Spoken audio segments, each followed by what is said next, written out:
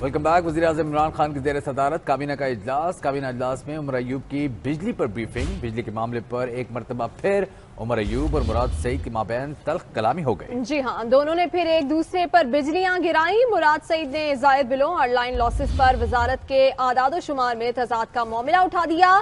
عمر ایوب کابینہ ممبران کو ایک مرتبہ پھر مطمئن نہ کر سکے۔ وزیراعظم عمران خان کی زیر صدارت یہ اجلاس جاری تھا۔ کابینہ اجلاس میں عمر ایوب کی بجلی پر بریفنگ۔ بجلی کے معاملے پر ایک مرتبہ پھر عمر ایوب اور مراد سعید کے مابین تل کلامی ہو گئی۔ کھلاڑی آمنے سامنے آ گئے۔ مراد سعید نے زائد بلوں اور لائن لاسز پر وزارت کے اعداد و شمار میں تضاد کا معاملہ اٹھا دیا۔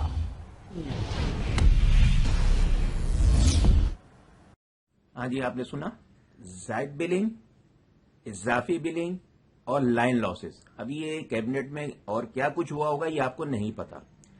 اضافی زائد بلنگ بے تحاشا کی جا رہی ہے۔ 2 روپے کی بجلی آپ کو 14 روپے سے لے کے 28 روپے تک آپ کے ساتھ ظلم و زیادتی اور جبر کرتے ہوئے آپ کے جیبوں سے نکالی جا رہی ہے اور آپ کچھ نہیں کر پا رہے۔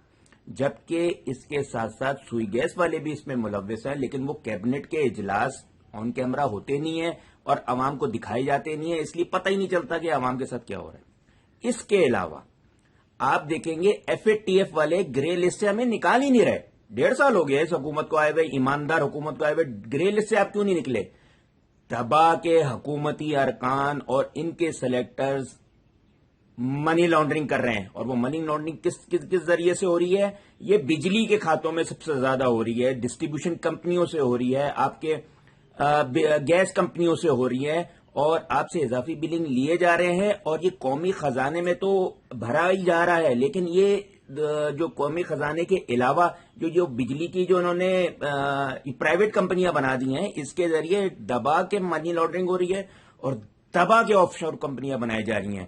یہ 2010 کی اصل رپورٹ تو نکالیں جو ایف آئی اے والوں نے جو کر رہی تھی کہ آف شور کمپنیاں نکالے جا رہی تھیں، تو اس کے اندر کن کن کی آف شور کمپنیاں نکلی ہیں؟ تو زرداری اور صرف اس کا بتایا جاتا ہے نا، جن کی آف شور کمپنیاں ہیں وہ کون کون لوگ ہیں، وہ کون کون سے سلیکٹرز ہیں جن کی آف شور کمپنیاں ہیں، اور جو وہ بجلی کی مد میں اور گیس کے مد میں عوام کو دبا کے لوٹ رہے ہیں۔ یہ کیپ ٹیرف آج تک کیوں نہیں بتایا جاتا؟ یہ کیوں کھولا گیا؟